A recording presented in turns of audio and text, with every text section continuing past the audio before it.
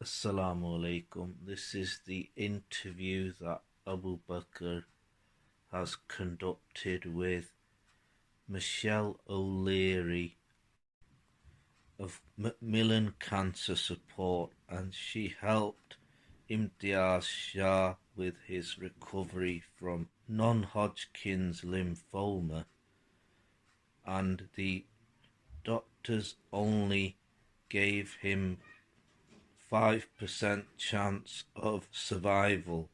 He will be talking about his stages he went through of chemotherapy to recover from this illness during the recording. Don't forget to like, share and subscribe to the channel.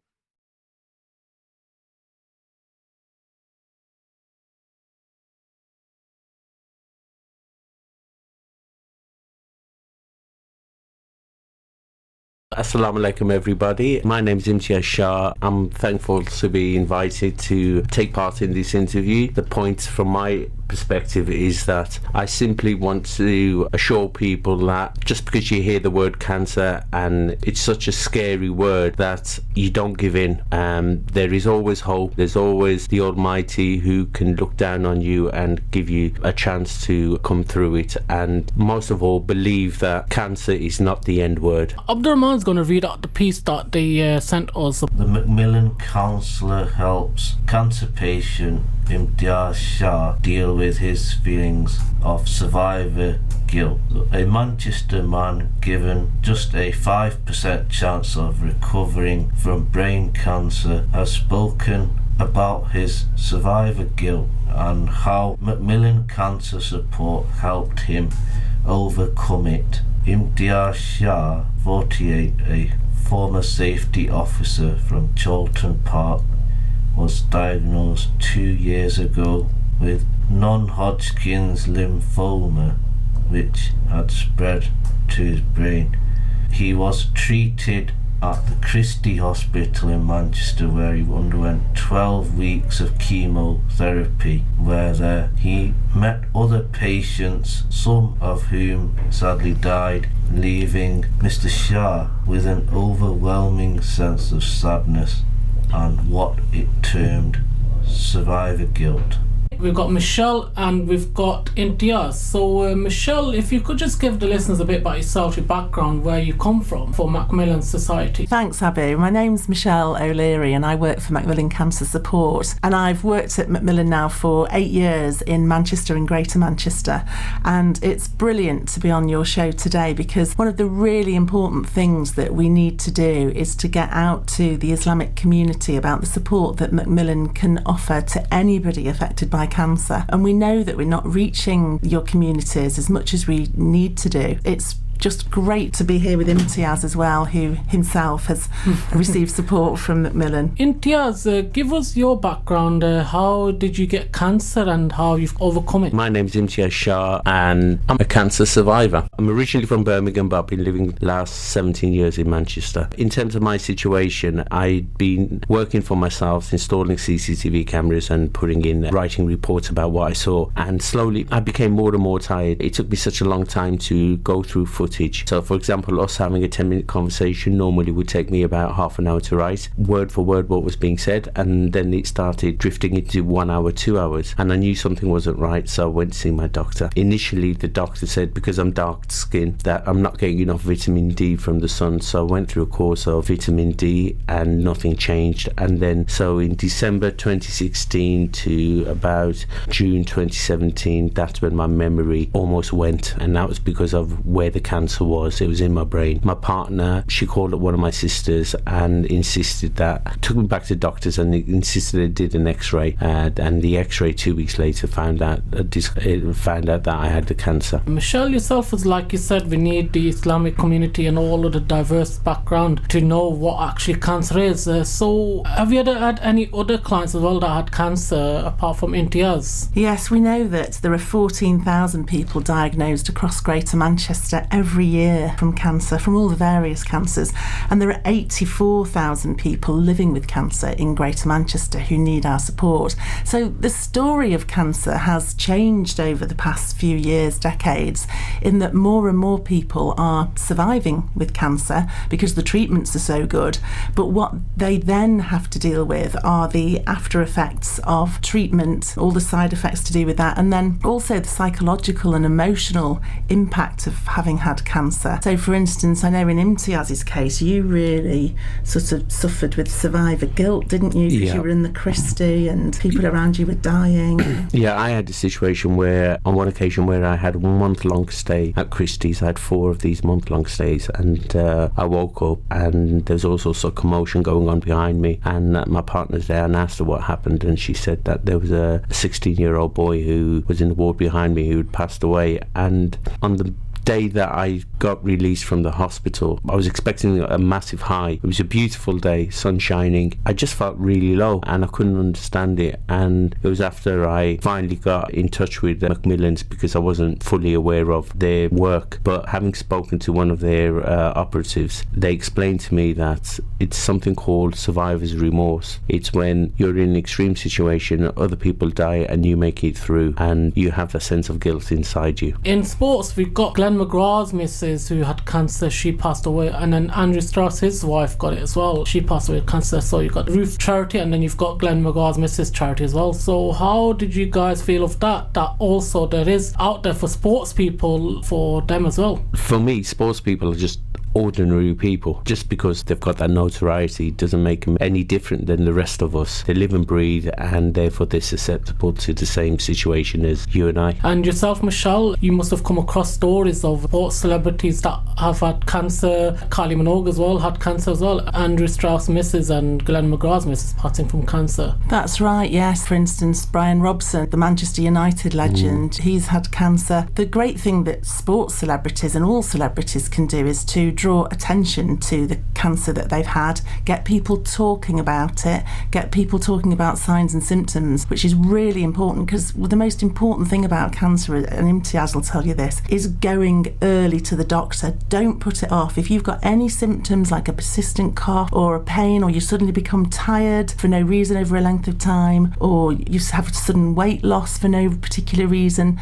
then just book an appointment with the GP. They're not going to mind, and they would rather, ask you questions and do some kind of investigations to find out whether you have got cancer, because when cancer's caught early, it can be very treatable and in many cases cured, or you can live long term with cancer sort of being held under control under the sort of great treatments that we have now. But in terms of those other charities, anybody supporting any charity that supports people living with cancer is great. We are one of the cancer charities. What we are able to do is we do have our helpline, and our helpline number is 0800 0808 0000. macmillan.org.uk. Brother Imtiaz, we were talking during the break, there was a lady that you knew and she never told about that she was diagnosed to be having cancer. So what was your view on that, saying, oh, you've not said it, and was she shy or was she just not willing to say it? It was a Zoom conference meeting that was organised by MacMillan's, and I was one of the guests. There was about 5 of us, and there was a sister from Blackburn. She must have been in the mid-50s. What she said is that she got breast cancer, and the only person she told was her husband,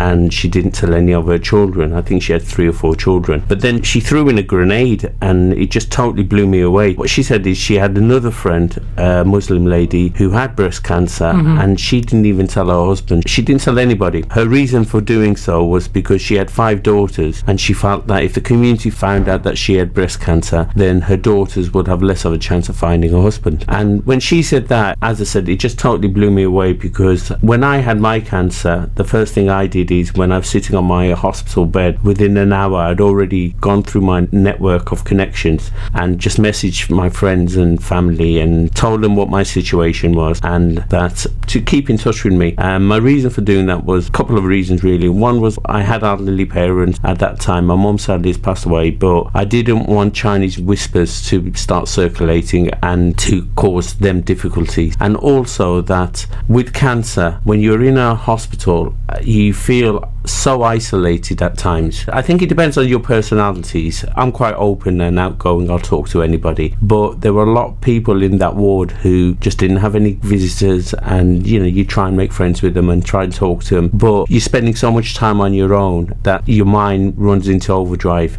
and you think of everything, and that includes the worst case scenarios, and that can really get you down. I think for me, opening up to the community also means that you get the du'as from them. Du'as of prayers. And I recall my mum would, when I'd visit them in Birmingham, I recall my mum would say, there was a young lad who came up to me and he just said, tell Imtiaz that I'm praying for him. And I had these messages from so many people that I won't be able to acknowledge, but I thank them for what they've done, because there was a point, I'm not as religious as I'd like to be, but I can honestly say, hand on heart, that there was a point where I just literally felt I was floating, and I just felt that was the prayers from everybody. You can't beat it on your own, and if you try and hide, firstly, you've got nothing to be ashamed of. It's a disease. 1 in 2 of us are going to get it. So you're sitting on a bus seat and the person next to you flip a coin, and between the two of you, one of you would likely to get it nowadays, because it's a living thing, an organic thing. It's just trying to survive, in my opinion. And so you need all the help you can get, and that help is well wishes, prayers, silent prayers, even if you don't hear them, but people backing you up. Many thousands of people who were going through cancer at the time of the height of the pandemic. We had an increase of 20% in calls to our helpline, our online community. So we have forums where people with cancer can support one another, and we have experts on there as well, and people who can signpost people to different services and support from MacMillan. The number of people going to that site increased because we know that people felt incredibly alone during the pandemic.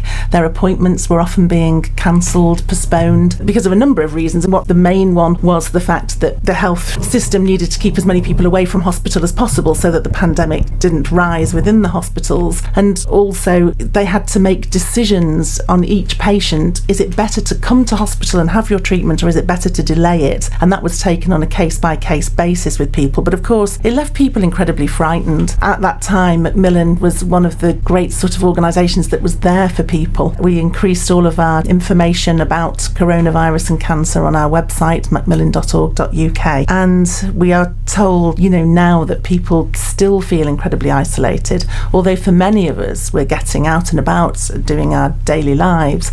There are still many people who are clinically vulnerable, who aren't getting on with it and still aren't seeing the people that they need to see, and we say to them, please pick up the phone and call our helpline on 0808 808 0000. That's 0808 808 0000. Assalamu alaikum. Hope you're enjoying the interview we did with Imtiaz Shah and Michelle O'Leary, who supported Imtiaz through his journey with Non Hodgkins Lymphoma, a type of brain cancer which Imtiaz has recovered from, and he was speaking to us at Heritage Radio 90.6 FM on the 10th of February. I hope you're enjoying that interview, and don't forget to like, share and subscribe to the channel for more content.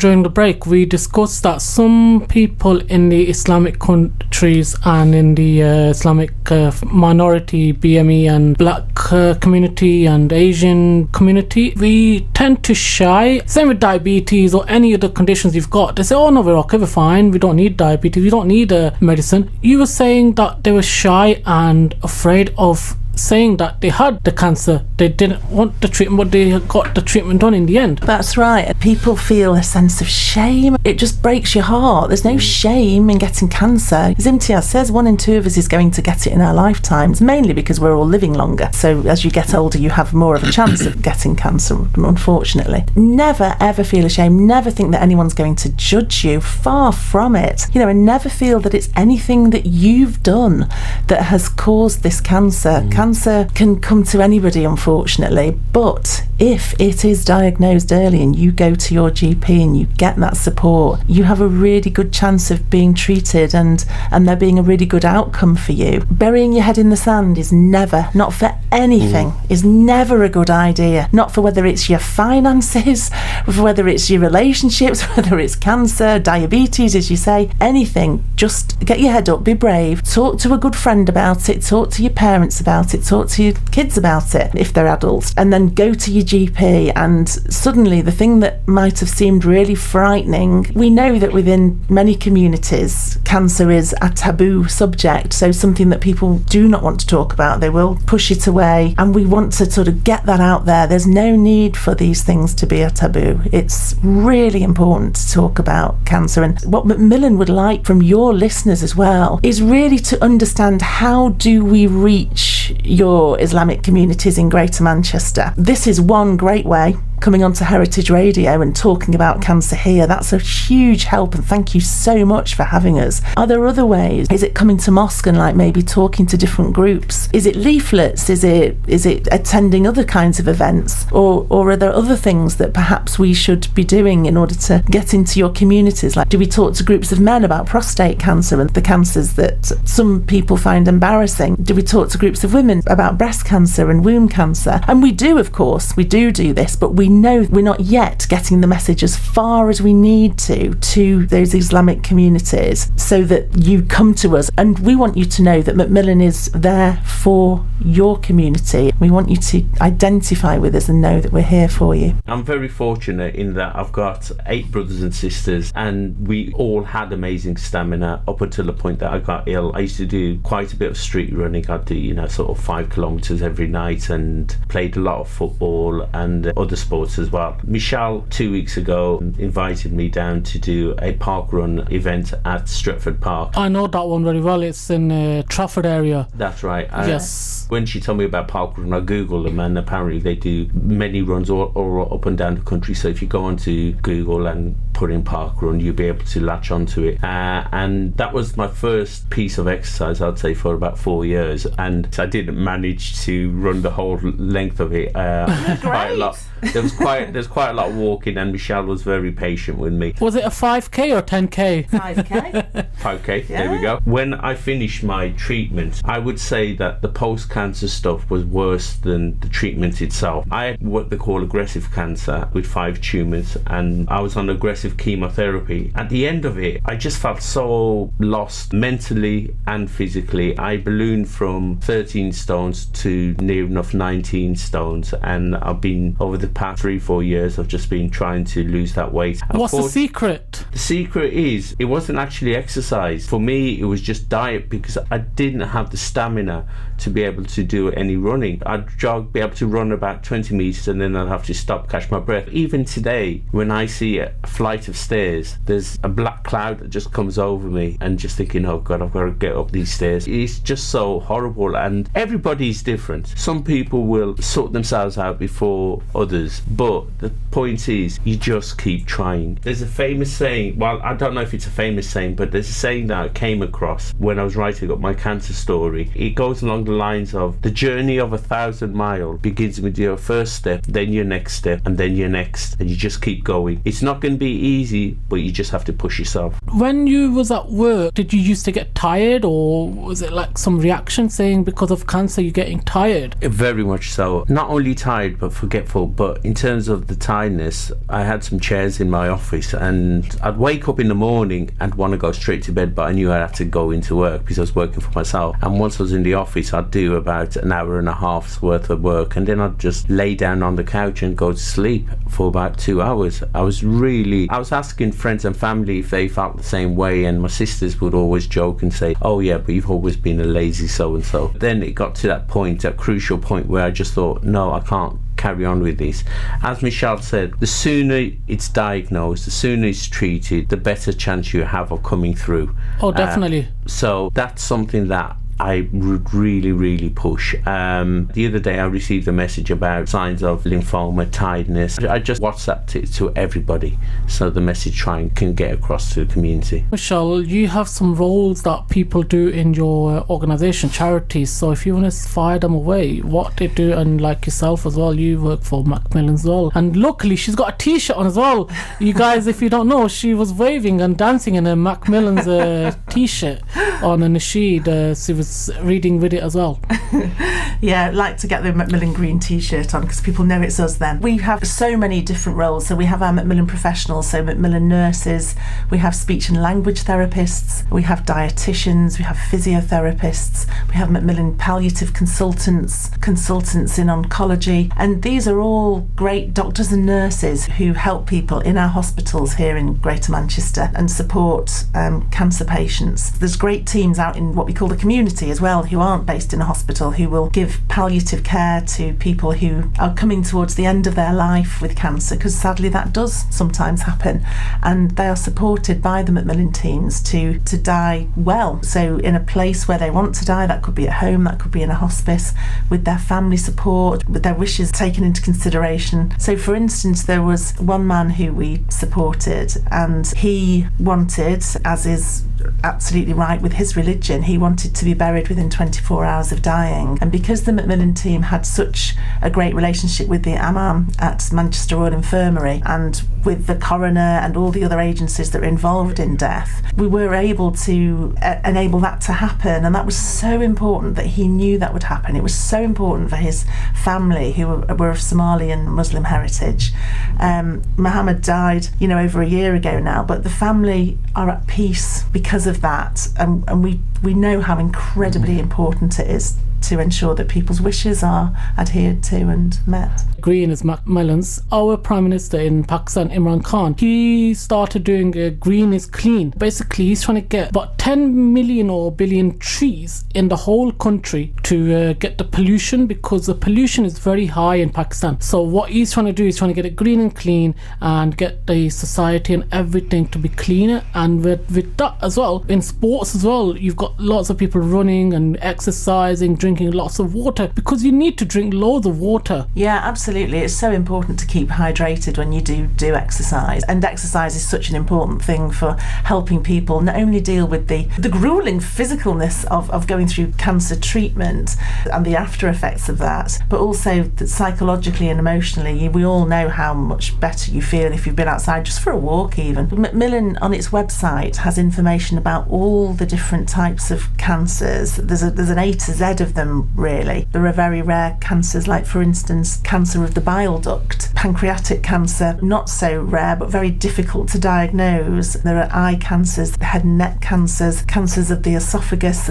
Cancer can hit anywhere, and if anybody sort of has anything that's been niggling them, if you go to the MacMillan website and you look up the area where perhaps they're feeling maybe some pain or tiredness, lethargy, weight loss, a change to your bowel movements, that's really important to take note of that. If for any reason your bowel movements are different or there's blood, be looking up bowel cancer and signs and symptoms, because again, bowel cancer, particularly if it's caught early, it is so treatable. Yeah, I mean, it's important for me to say here that I'm not a doctor or a nurse. In fact, I'm a communicator, and that's what I do for MacMillan. But we do know that there is a link between obesity, say, and some cancers. As far as I know, I mean, I'm the same. I run nearly every day, but I must be half a stone overweight. And the fact of the matter is, gentlemen, that basically as we get older, that no matter what you do, you have to really be on it. Like we have sedentary lifestyles. We weren't designed for this, were we, back in the day, when man first evolved or whatever,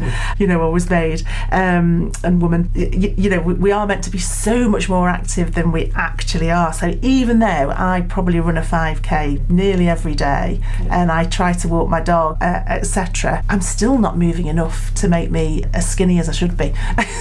But we're all doing what we can, and I think that's really important, Imtiaz, isn't it? I think also within the Asian community we have an issue with our diets, because my family are all gym bunnies. They're there every day almost. My younger brother, he's only a year younger than me, but I mean he's like an adult. He is is what he is. And the advice he gave me when I told him that with my physical capacity and not being able to run for a very long duration, what he suggested was, we eat a lot of chapatis. It's almost standard with all of our meals. And what he said to me is, try a diet of 2 days off, 1 day on. 2 days you don't eat any carbohydrates, not even any bread, nothing, no potatoes, no chapatis, no nothing. If you want to eat your meat and your vegetables, but the third day you treat yourself to having a chapati or whatever. Now, I've been doing that for a year and a half, and I would say I've probably lost about 3 stones in that. So Amazing. it does actually work. And also there are fad, where superstars and famous people are now fasting, aren't they? There's a fasting diet where you just don't eat for 24 hours and then the next day you're able to eat a standard meal. One of the things that MacMillan really wants to look at is we want to find out what is living well with cancer in Greater Manchester. What does that look like? And it can be many, many things. For instance, is it being able to talk to your family? Is it being able to go to parkrun but still dealing with cancer and treatment and symptoms? Is it knowing that you can just pick up the phone? It's a very wide thing, and it sounds quite nebulous, it sounds quite sort of large and difficult to define, and the only way that we can define it is to talk to people out in the community so they can tell us. This is what MacMillan would love to do, to understand from everybody from every different community, and particularly the Islamic community, because we hear from them potentially less than we do the non-Islamic community about what they think living well with cancer is. And that's something that, if anybody's got any ideas on that from your listenership,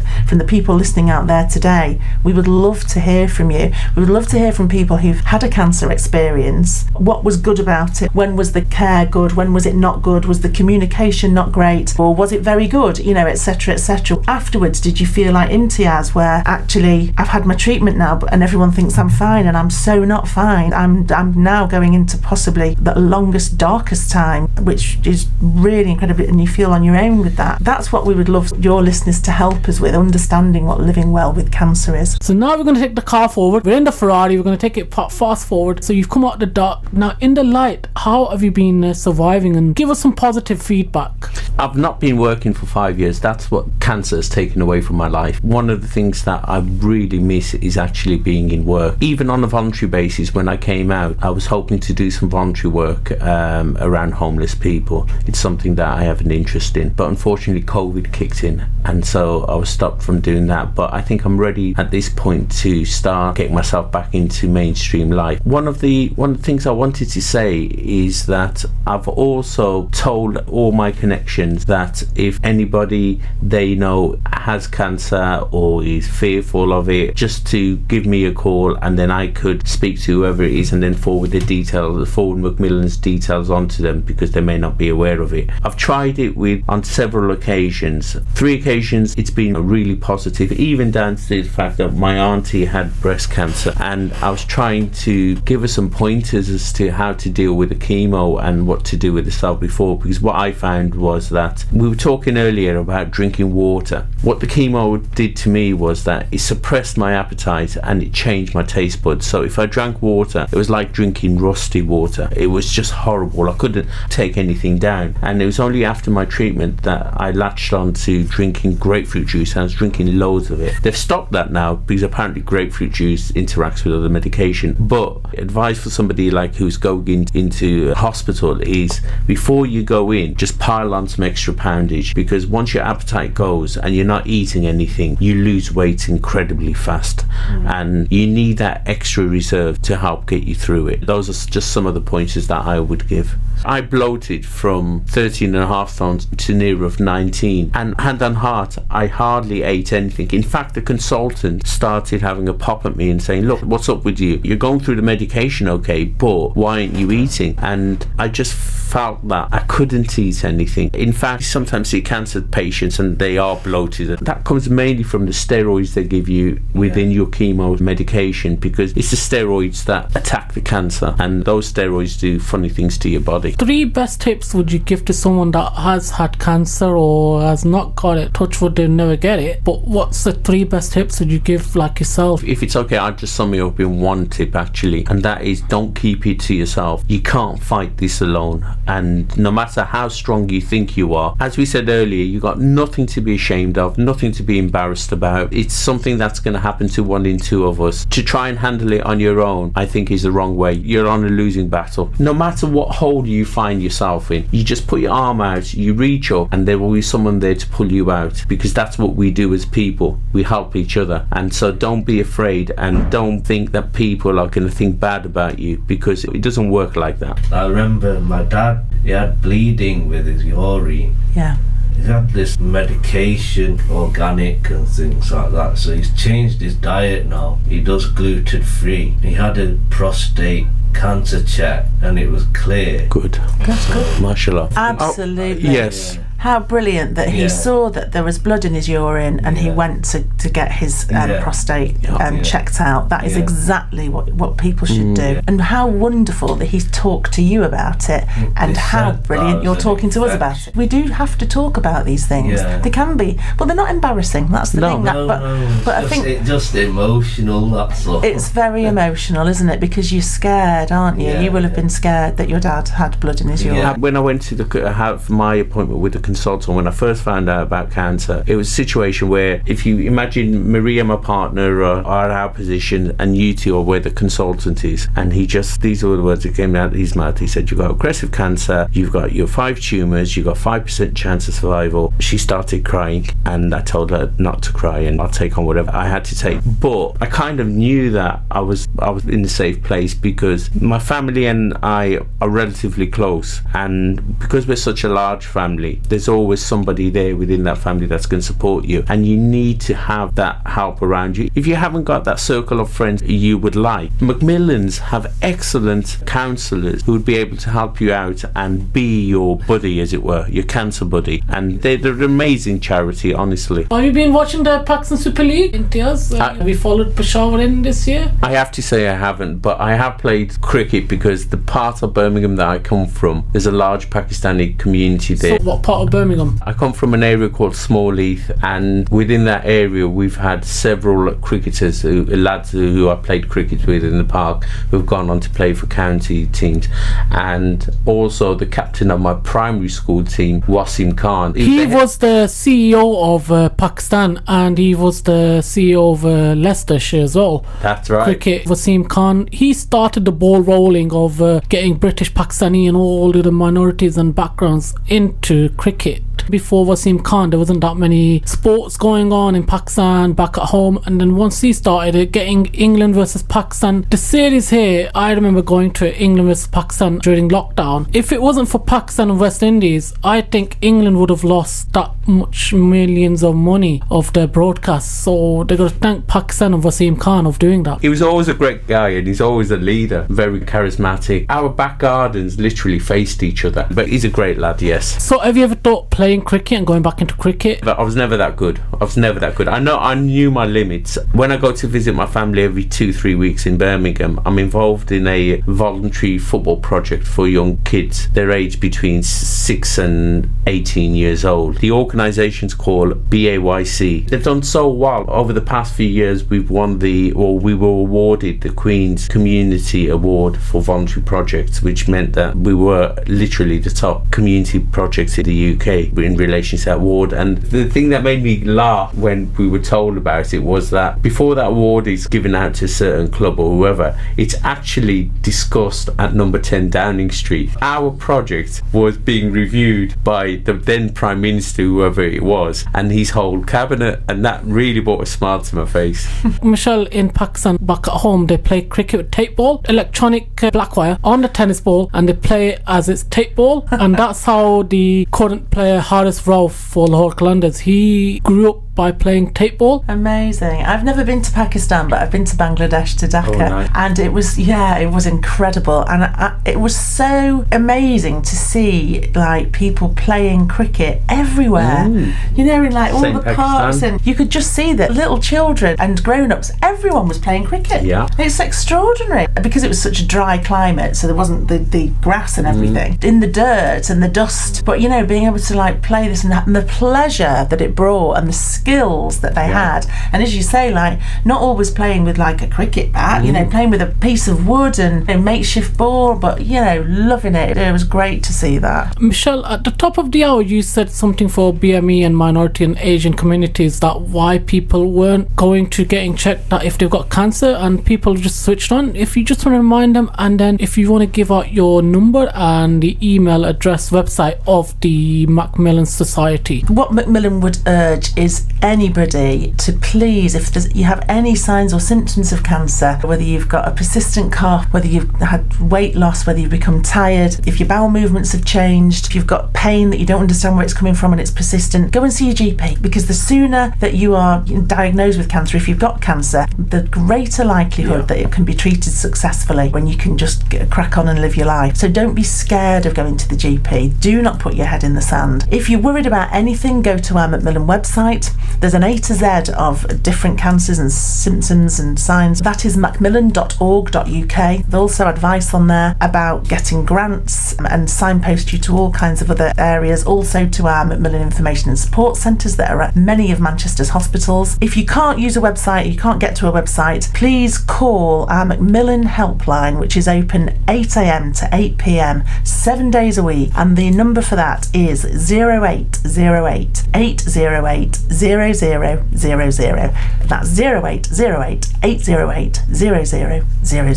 Are they on social media? And if they've got a website, can you please spell it out, please? It is macmillan.org.uk. If you just put that in any of your search engines, it'll take you straight there. And we do have our MacMillan in the Northwest Facebook page as well, which the picture of you guys is going to be on, to show that we've been here with you and talking to your listeners and talking to one another, which has been incredibly valuable. Thank you very, very much. My name's Imtiaz Shah, and I'm a cancer survivor.